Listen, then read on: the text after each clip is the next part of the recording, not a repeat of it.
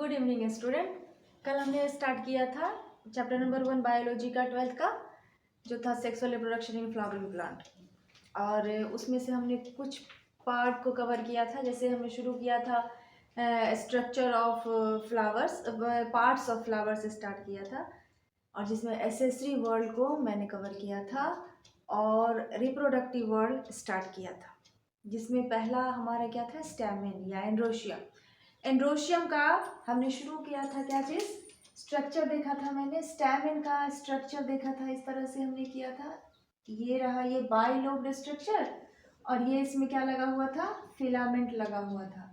और इसका proximal and attached है किससे, थैलमस से, और डिस्टल एंड अटैच्ड है किससे, एंथर से। यहाँ तक हमने कवर किया था। और ये मैंने बताया था कि ये इसको हम बोलते हैं फिलामेंट, और ये फिलामेंट जो होता है वो कैसा पार्ट है, स्टेराइल पार्ट है। क्यों बोलते हैं स्टेराइल पार्ट, क्योंकि यह किसी भी तरह का गैमीट का फॉर्मेशन या कोई भी रिप्रोडक्शन से रिलेटेड कोई भी यहाँ पे फंक्शन परफॉर्म नहीं होता। तो आज हम बात करने वाले हैं ये जो बाइलोब्ड स्ट्रक्चर है, जिसका क्या नाम है, एंथर। इसकी बात करने जा रहे हैं आज हम लोग। तो एंथर कहाँ पे है बेटा, बताइए, आप ही लोग बताइए। एंथर, एंथर के बारे में हम क्या लिख सकते हैं कि ये क्या है, ये स्टैमेन का इस फिलामेंट से कौन से पार्ट से, कौन से एंड से जुड़ा हुआ है, फिलामेंट के कौन से एंड से एंथर जुड़ा हुआ है। कल हम बात किए थे, इस एंड को हम क्या बोले थे, प्रॉक्सिमल एंड, और इस एंड को क्या बोले थे, डिस्टल एंड, डिस्टल एंड। तो डिस्टल एंड का अटैचमेंट किससे हो रहा है, एंथर से हो रहा है। ठीक है, तो लिखो एंथर क्या है, स्वॉलन पार्ट ऑफ स्टामेन, जो किससे अटैच्ड है, विच अटैच्ड विद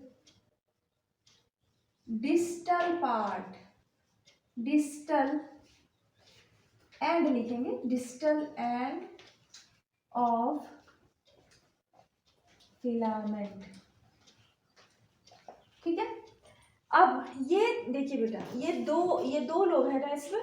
तो एक टिपिकल फ्लावर का जो एंथर होता है वो बाइलोब्ड होते हैं। ठीक है, तो लिखो अ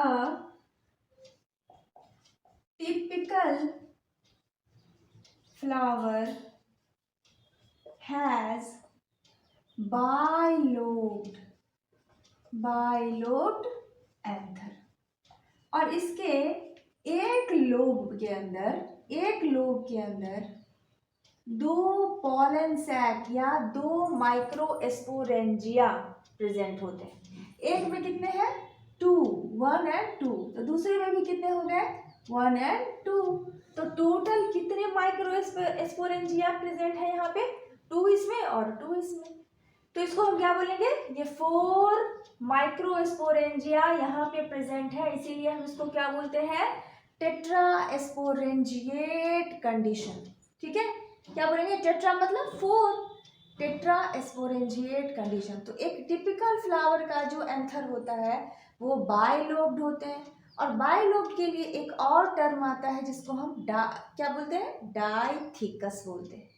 ठीक है, और एक लोब में 2 माइक्रोस्पोरेंजिया प्रेजेंट हैं, तो उसको क्या बोल देंगे हम, 2 लोब में 4 हो गए, तो क्या बोल देंगे, ये टेट्रास्पोरेंजिएट कंडीशन है। तो क्या लिखेंगे, a typical flower has bilobed anther, या क्या लिखेंगे हम इसको, डाइथिकस, डाइथिकस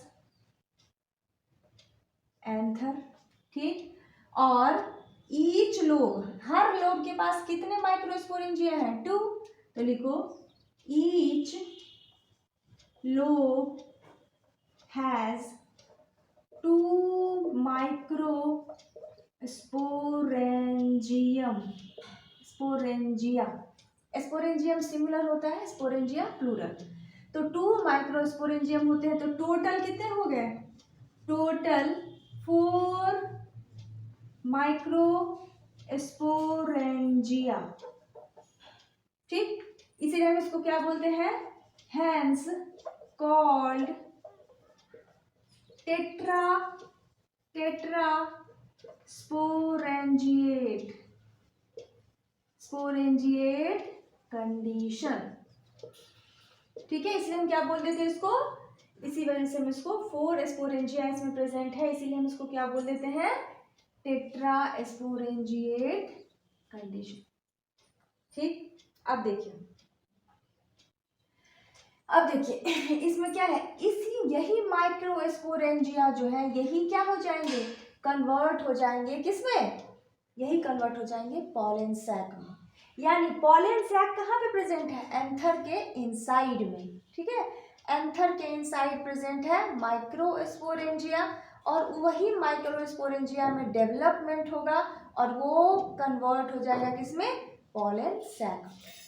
पॉलन सैक मतलब ऐसा बैग जिसमें पॉलन डेवलप कर रहा है, ठीक है, जिसके अंदर पॉलन प्रेजेंट है, वो कहलाएगा पॉलन सैक।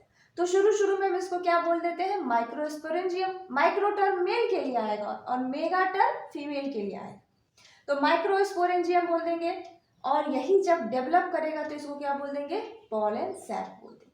ठीक है, चलिए, तो ये हो गया। अब हम क्या देखने वाले हैं, अब एक टिपिकल फ्लावर के पास क्या होता है, टेट्रा स्पोरेंजिएट कंडीशन होते हैं, यानी कि 4 लोब्स प्रेजेंट होते हैं, 4 माइक्रोस्पोरेंजिया प्रेजेंट होते हैं। लेकिन जो मालवेसी फैमिली है, मालवेसी फैमिली में क्या आएगा, जैसे कॉटन हो गया, जैसे चाइना रोज हो गया, फिर ये लेडी फिंगर जो भिंडी होता है, ओकरा बोलते हैं, ये सब मालवेसी फैमिली के मेंबर हैं। तो इनके फ्लावर में जो एंथर होता है ना, वो बाइलोब्ड नहीं होते हैं, मोनोलोब्ड होते हैं, और एक लोब में 2 माइक्रोस्पोरेंजिया प्रेजेंट होते हैं।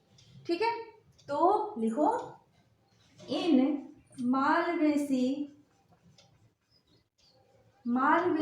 फैमिली एंथर इज कैसे होते हैं, मोनोलोब्ड। इस तरह का कुछ आपको दिखेगा, ये रहा इसका फिलामेंट, ये फिलामेंट रहा, और इसमें एक ही लोब अटैच्ड होंगे, और एक लोब में 2 माइक्रोस्पोरेंजिया प्रेजेंट होंगे। ठीक है, तो मोनोलोब्ड होंगे, और मोनोलोब के एक में कितने हैं, 2 माइक्रोस्पोरेंजिया प्रेजेंट है, तो लोब एक है और 2 माइक्रोस्पोरेंजिया है, तो इसको क्या बोल देंगे हम, यहाँ पे टेट्रास्पोरेंजिएट बोले थे, वहां पे क्या बोल देंगे हम, बाइस्पोरेंजिएट या डाइस्पोरेंजिएट कंडीशन। तो क्या लिखेंगे, इन मालवेसी फैमिली एंथर इज क्या है, बाय या डाई स्पोरेंजिएट,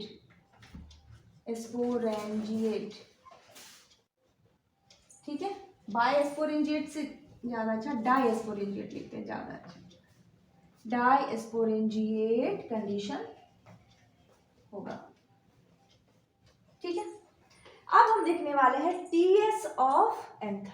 अब देखिए बेटा, यहाँ पे 2 लोब है ना, ये एक लोब है, ये दूसरा लोब है, ये दोनों लोब आपस में अटैच्ड होते हैं कनेक्टिव से। कनेक्टिव क्या है, एक वेस्कुलर टिश्यू है। जाइलम फ्लोएम हम जानते हैं ना, जो क्या करता है, जाइलम वाटर को और मिनरल्स को रूट से एब्जॉर्ब करके डिफरेंट पार्ट ऑफ प्लांट में डिस्ट्रीब्यूट करता है, पहुंचाता है, और फ्लोएम क्या करता है, लीफ से फोटोसिंथेसिस के बाद जो फूड बन रहा है उस फूड को डिफरेंट पार्ट में पहुंचाता है। तो यहाँ पे ये दोनों लोब्स आपस में अटैच्ड होते हैं किससे, कनेक्टिव से। कनेक्टिव क्या है, एक वेस्कुलर टिश्यू है। चलिए, तो इसको आप लोग नोट कर लीजिए या फिर इसका स्क्रीनशॉट ले लीजिए। अब हम देखने वाले हैं टीएस ऑफ एंथर। चलिए,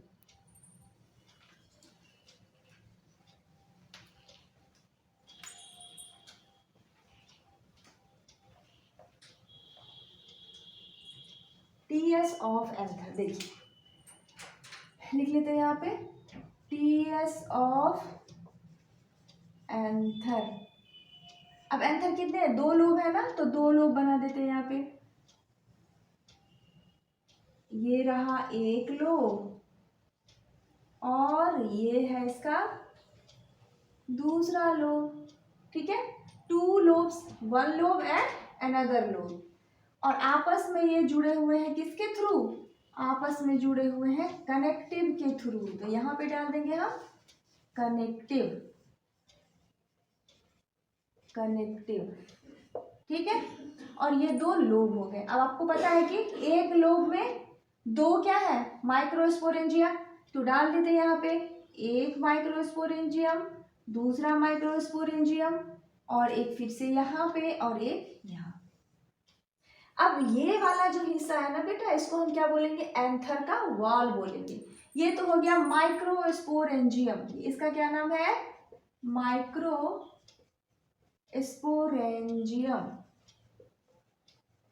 ठीक है। और ये वाला जो हिस्सा है ये क्या कहलाएगा, ये पूरा हिस्सा कहलाएगा एंथर वॉल। ये क्या है, ये है एंथर वॉल। अब ये जो एंथर वॉल है, जब ये एंथर मैच्योर नहीं है, ठीक है, प्री मैच्योर है, तो इसके अंदर 4 टाइप्स ऑफ सेल का लेयर बना होता है। कितने सेल्स के लेयर होते हैं, 4 टाइप्स ऑफ सेल्स के लेयर होते हैं जब ये एंथर मैच्योर नहीं है तब। लेकिन मैच्योरेशन के बाद इसमें 2 ही टाइप के सेल का लेयर बच जाता है, ठीक है। कैसे कैसे ये होता है अभी हम देखने वाले हैं। तो अब हम क्या कर रहे हैं, एक ही लोब में सारे जो 4 लेयर्स हैं उसको हम दिखा रहे हैं यहाँ पे। तो सबसे आउटर मोस्ट जो लेयर है बच्चा, उसको क्या बोल देते हैं, उसको बोल देते हैं हम एपिडर्मिस। ये सबसे बाहर वाला क्या है, ये सबसे बाहर वाला सेल का लेयर है जिसका क्या नाम है, ये है एपिडर्मिस, एपिडर्मिस, ठीक है। अब एपिडर्मिस देखिए एक ही सेल थिकनेस है ना इसका, ऐसा तो नहीं कि एक लेयर दूसरा लेयर तीसरा लेयर, ऐसा तो कुछ भी नहीं है। ये सब एक ही सेल का क्या है, थिकनेस है। यानी एपिडर्मिस जो है वो 1 सेल्ड थिक है, ठीक। और ये सबसे बाहर है, तो सबसे बाहर का हिस्सा क्या करता है, जनरली हमेशा बाहर वाला जो हिस्सा है तो होता है ना, वो प्रोटेक्शन का काम करता है। तो ये क्या करेगा, प्रोटेक्ट करेगा। किसको प्रोटेक्ट करेगा, इसके अंदर जो पॉलन ग्रेन बनने वाला है उसको प्रोटेक्ट करेगा, ठीक। इसके बाद का जो लेयर होता है वो कहलाता है एंडोथीशियम, और ये भी 1 सेल्ड थिक ही होता है। ये क्या है, एंडोथीशियम। अगर अलग अलग कलर से हम बनाएं तो ये ज़्यादा प्रॉपर दिखेगा आप लोगों को, पर मैं क्या कर रही हूँ कि इसका शेप चेंज कर दे रही हूँ जिससे आप लोग इसको डिस्टिंग्विश कर सको कि ये अलग अलग तरह के सेल से बना हुआ है। तो अब देख लीजिए ये जो सेकेंड वाला, ये देखो बेटा ये सेल ही है ना, तो सेल में न्यूक्लियस तो डालना पड़ेगा ना, तो आप इसमें न्यूक्लियस डाल देना। तो सेकेंड वाला लेयर क्या है, एंडोथीशियम, एंडोथीशियम ये सेकेंड लेयर है, यानी ये बिलो द एपिडर्मिस है। एंडोथीशियम कहाँ पे प्रेजेंट है, बिलो द एपिडर्मिस। एपिडर्मिस कहाँ है, आउटर मोस्ट लेयर है। उसके बाद कौन प्रेजेंट है, एंडोथीशियम प्रेजेंट है। अब इसके नीचे 2 या 3 सेल का थिकनेस वाला एक लेयर होता है जो कहलाता है मिडिल लेयर। क्या कहलाता है वो, मिडिल लेयर। तो ये हो गया 1 सेल का लेयर। हम इसको कितना बना सकते हैं, 3 लेयर तक बना सकते हैं। ये दूसरा सेल का लेयर हो गया, और एक और सेल का लेयर हम यहाँ पे बना दे रहे हैं, ठीक है। आप पूरी में बना लेना, ज़्यादा टाइम वेस्ट हो जाएगा, इसीलिए मैं नहीं चाहती कि आपका टाइम वेस्ट हो। चलो फिर भी मैं बना देती हूँ। तो ये हो गया, इसको हम कितना थिकनेस डालेंगे, 2 और 3 सेल्ड थिकनेस हम इसका बनाएंगे।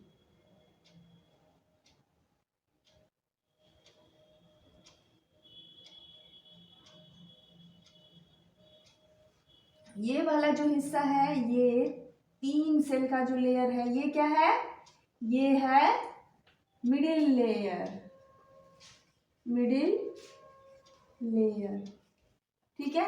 और सबसे इनर मोस्ट जो लेयर है, इनर मोस्ट जो लेयर है वो कौन सा है, पेप्टम का लेयर है, पेप्टम का लेयर है।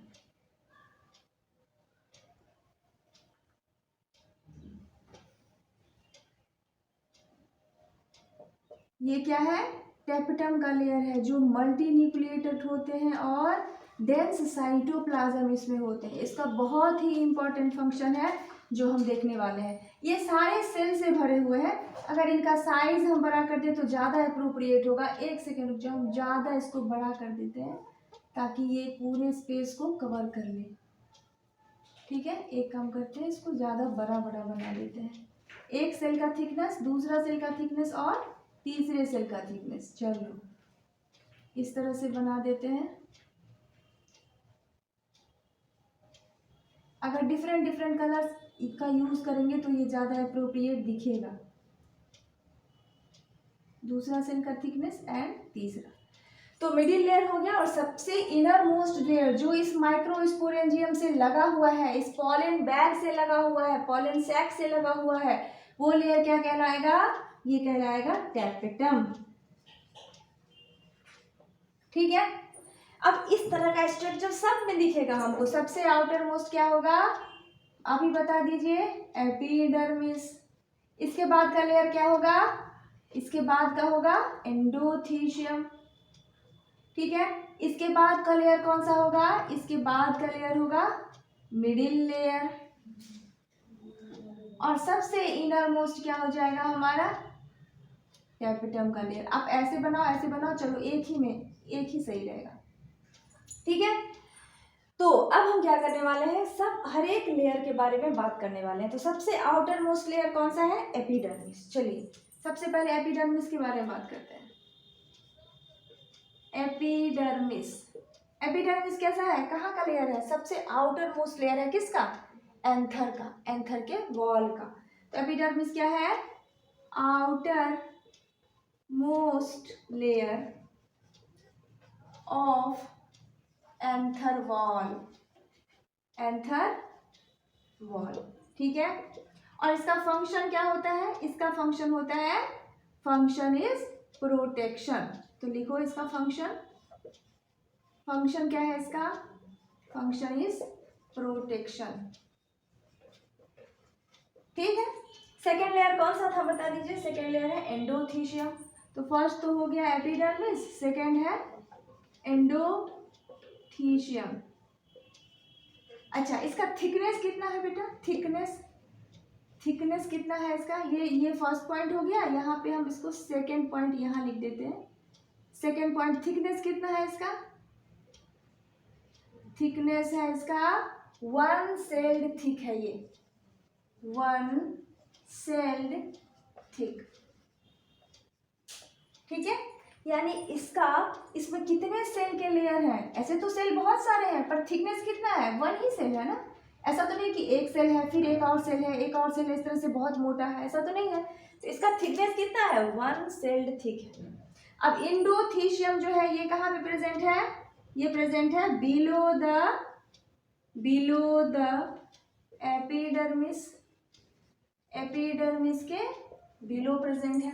ठीक है, और इसका फंक्शन भी प्रोटेक्शन है। इसके अलावा इसका फंक्शन होता है, ये एंथर डेहिसेंस में हेल्प करता है। एंथर डेहिसेंस क्या होता है, एंथर जब मैच्योर कर गया, उसके अंदर पॉलन ग्रेन मैच्योर हो गए हैं, तो अब क्या करना चाहिए, एंथर को तोड़ देना चाहिए, एंथर वॉल का ब्रेक डाउन होना चाहिए ताकि उसके अंदर में जो पॉलन ग्रेन मैच्योर हैं वो बाहर जा सकें और पॉलिनेशन कर सकें। तो एंडोथीशियम का एक फंक्शन तो हो गया प्रोटेक्शन का, और दूसरा फंक्शन क्या है उसका, एंथर के डेहिसेंस में हेल्प करता है, यानी कि एंथर के ब्रेक डाउन में हेल्प करता है। ठीक है, तो बिलो द एपिडर्मिस फंक्शन क्या लिखेंगे इसका हम, अच्छा थिकनेस कितना लिखेंगे बता दीजिए, थिकनेस कितना है इसका, 1 सेल्ड थिक ही है ना, 1 सेल्ड थिक है ये। ठीक, और फंक्शन अगर हमसे कोई पूछेगा तो हम फंक्शन क्या बोल देंगे, एक तो फंक्शन है इसका क्या चीज, प्रोटेक्शन का, प्रोटेक्शन, और दूसरा फंक्शन क्या है, एंथर डेहिसेंस, एंथर डेहिसेंस, यानी कि एंथर वॉल के ब्रेकडाउन में ये हेल्प करता है। कैसे हेल्प करता है ये, देखिए ये जो एंडोथीशियम के सेल है, इनका सेल वॉल सेल्यूलोज और कैलोज बैंड से बना है। जो हाइग्रोस्कोपिक होता है, हाइग्रोस्कोपिक मतलब ये वाटर को एब्जॉर्ब कर लेगा और वाटर को एब्जॉर्ब करके स्वेल करेगा और स्वेल करके ब्रेक हो जाएगा, टूट जाएगा और टूटेगा, फिर वहां से क्या हो जाएगा, वहां का वॉल जो है वो क्या हो जाएगा, टूटने के बाद पॉलन ग्रेन वहां से रिलीज होकर पॉलिनेशन हो जाएगा। ठीक है, तो ये किस चीज में हेल्प करता है, प्रोटेक्शन में और एंथर डेहिसेंस में हेल्प करता है। ठीक है, थिकनेस हम इसका देख लिए है कितना है। अब ये वाला हिस्सा जो है बेटा, यहाँ ये वाला हिस्सा कहलाता है स्टोमियम। ये हिस्सा क्या कहलाता है, स्टोमियम। स्टोमियम का मतलब होता है कि इस जगह पर ही, यही पॉइंट ऑफ एंथर डेहिसेंस है, इसी जगह से एंथर का डेहिसेंस होगा। ठीक है, तो स्टोमियम क्या है, पॉइंट ऑफ एंथर डेहिसेंस। ठीक है, और यहां से एंथर डेहिसेंस क्यों होता है, क्योंकि यहाँ का जो सेल है इंडोथीशियम का, वहाँ कैलोज बैंड एब्सेंट होता है, अल्फा सेल्यूलोज और कैलोज बैंड एब्सेंट होते हैं, जिसकी वजह से वहाँ का वॉल वीक होता है। और बाकी जगह पे अल्फा कैलोज और सेल्यूलोज बैंड प्रेजेंट है, स्टोमियम के पास एब्सेंट है, तो वहाँ का सेल वाटर को एब्जॉर्ब करेगा, एब्जॉर्ब करने के बाद प्रेशर पड़ेगा और जहाँ पे कैलोज बैंड और अल्फा सेल्यूलोज एब्सेंट है, जो स्टोमियम है, उस जगह से वो वॉल फट जाएगा, टूट जाएगा और इसके अंदर जो एंथर के अंदर जो प्रेजेंट है पॉलन ग्रेन, वो रिलीज हो जाएगा। तो किस चीज में हेल्प कर रहा है ये, एंडोथीशियम। एंडोथीशियम हेल्प कर रहा है प्रोटेक्शन में और एंथर डेहिसेंस। अब थर्ड लेयर कौन सा है हमारा, थर्ड लेयर कौन सा है बता दीजिए, आप ही बता दीजिए, थर्ड लेयर कौन सा है, थर्ड लेयर है मिडिल लेयर। थर्ड लेयर कौन सा है, मिडिल लेयर। तो बनाते हैं मिडिल लेयर।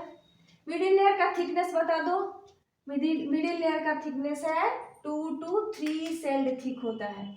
तो लिख लेते हैं थर्ड लेयर कौन सा है हमारा, मिडिल लेयर, मिडिल लेयर। और मिडिल लेयर का क्या है थिकनेस, सबसे पहले ये क्या है, ये किसके पास प्रेजेंट है, ये प्रेजेंट है बिलो द एंडोथीशियम। इसका लोकेशन क्या है, बिलो द एंडोथीशियम। देखिए आप डायग्राम देख के उसको एक्सप्लेन कर सकते हैं। सबसे आउटर मोस्ट एपिडर्मिस, फंक्शन क्या है तो प्रोटेक्शन। उसके बाद एंडोथीशियम, फंक्शन क्या है तो इसका फंक्शन प्रोटेक्शन प्लस में एंथर डेहिसेंस। और थर्ड लेयर क्या है हमारा, मिडिल लेयर। मिडिल लेयर कितने सेल्ड थिक है तो 2 to 3 सेल्ड थिक है।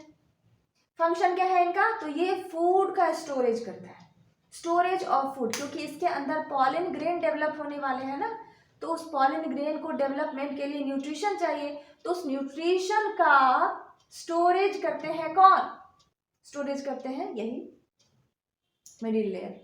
चलो, तो मिडिल लेयर कहाँ पे प्रेजेंट है, बिलो द एंडोथीशियम। ठीक है, और इसका थिकनेस कितना है, थिकनेस 2 to 3 सेल्ड ये थिक है। ठीक है, फंक्शन इसका कोई पूछेगा तो क्या बोल देंगे, इसका फंक्शन क्या है, इसका फंक्शन है storage of, storage of nutrient बोलो या फूड बोलो, फूड किसके लिए, फॉर डेवलपिंग पॉलन ग्रेन। जो पॉलन ग्रेन डेवलपिंग है उनके लिए ये क्या करता है, फूड का अरेंजमेंट करता है। ठीक है, लाइट चली गई है, दिख रहा है क्या, दिख रहा है, यस मैम। ठीक है। अब सबसे इनर मोस्ट लेयर कौन है हमारा, tapetum. Tapetum is the inner most layer, inner most layer of anther wall. Anther wall का इनर मोस्ट लेयर कौन है, टैपेटम है। अब अगर हमसे कोई पूछेगा कि माइक्रोस्पोरेंजियम के डायरेक्ट कांटेक्ट में कौन सा सेल का लेयर है, तो टैपेटम का लेयर। देखिए ये माइक्रोस्पोरेंजियम है ना, और इसके कांटेक्ट में डायरेक्ट कौन है, टैपेटम। तो ये क्या है, लिख सकते हैं इसके बारे में हम, ये क्या है, डायरेक्ट कनेक्टेड विद किससे? Microsporangium, microsporangium. ठीक है बच्चा पार्टी, ये टेप्टम, टेप्टम का बहुत सारा फंक्शन है, बहुत सारा फंक्शन है टेप्टम का, जो हम अभी बात कर लेते हैं। टेप्टम का फंक्शन हम अभी देख लेते हैं। चलिए इसको आप लोग देख लीजिए, फिर टेप्टम का फंक्शन देखते हैं। बहुत सारा फंक्शन है उसका और इम्पोर्टेंट फंक्शन है। मिटा दो इसको। चलिए अब हम देखने वाले हैं फंक्शन ऑफ टेप्टम।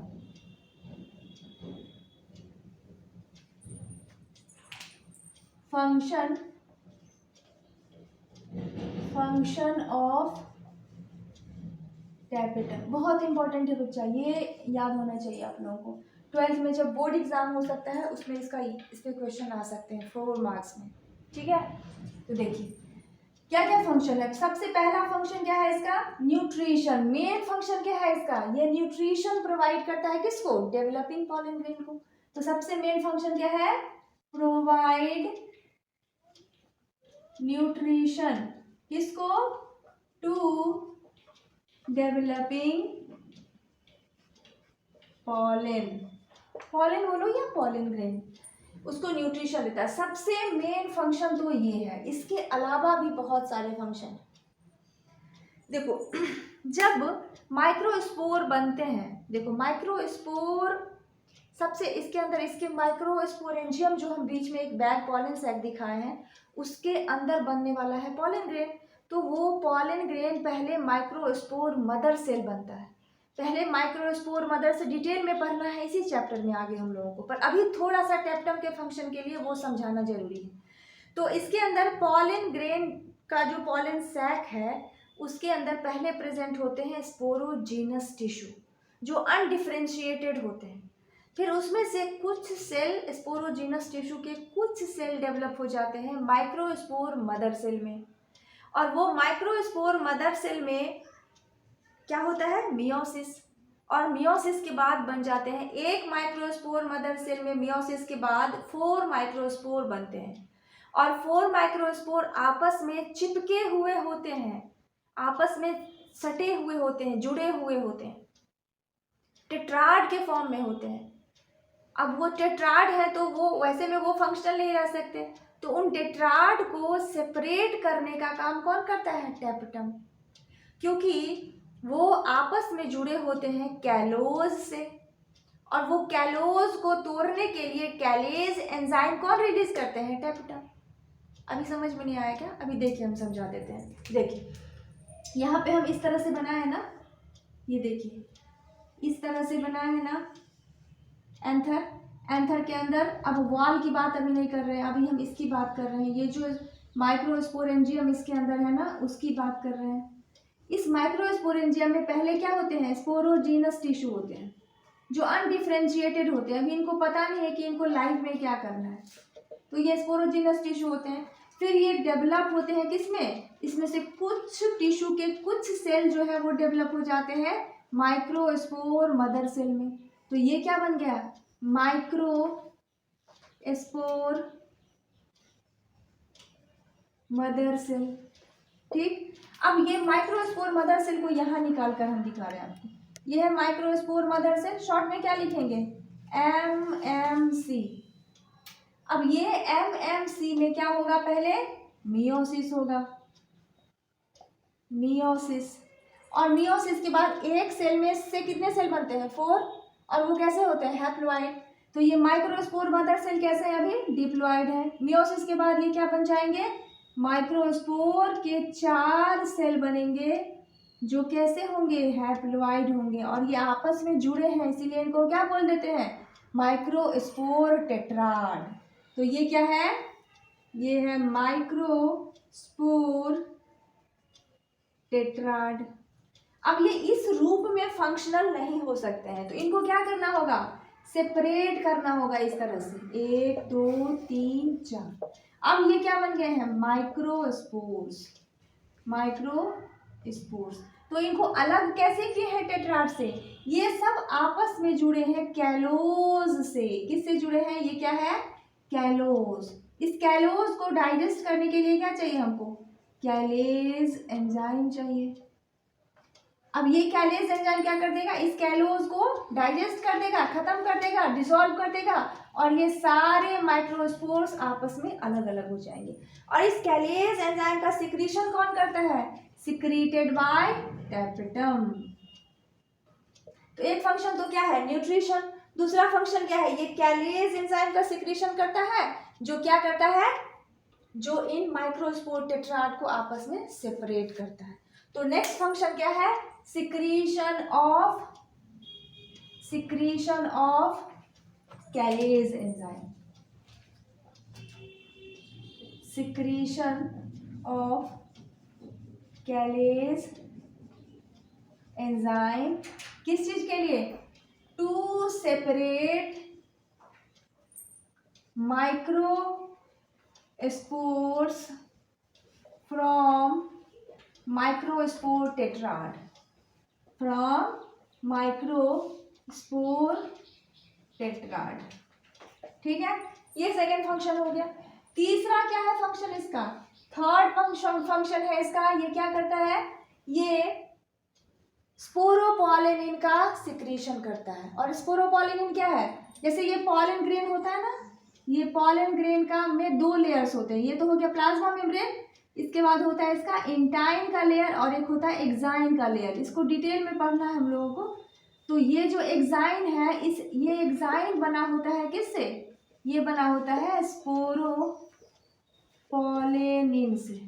ठीक है, और ये स्पोरोपॉलिनिन जो होता है ये नॉन बायोडिग्रेडेबल होता है। ठीक है, तो एक्साइन का सिक्रीशन यानी कि स्पोरोपॉलिनिन का सिक्रीशन कौन करता है? टैपेटम। इसका फंक्शन हम पढ़ने वाले हैं आगे। तो लिखो सिक्रीशन ऑफ स्पोरोपॉलिनिन, ये एक फंक्शन हो गया। इसका क्या फंक्शन है ये हम पढ़ने वाले हैं नेक्स्ट क्लास में। फोर्थ में हम क्या लिखेंगे? फोर्थ में ये क्या करने वाला है? ये क्या करता है? पॉलन किट का सिक्रीशन करता है। पॉलन किट सिक्रीशन, या ऐसे लिखो सिक्रीशन ऑफ पॉलन किट। क्या फंक्शन है इसका ये भी हम नेक्स्ट क्लास में देखने वाले हैं। इसके अलावा ये क्या करता है? ये पॉलन को कॉम्पैटिबल स्टिग्मा के लिए को पहचानने के लिए प्रोटीन प्रोवाइड करता है। तो लिखो provide protein to recognise compatible. ये क्या इसका मतलब है ये हम कल की क्लास में देखने वाले हैं। Compatible stigma. ठीक है बच्चों, तो इस तरह से ये सारा फंक्शन बहुत ही इंपॉर्टेंट फंक्शन है टैपेटम का। इस पे 4 मार्क्स का क्वेश्चन 12th के बोर्ड में आ सकता है। ठीक है, तो आज का क्लास यहीं पे खत्म करते हैं। Bye, good night, see you.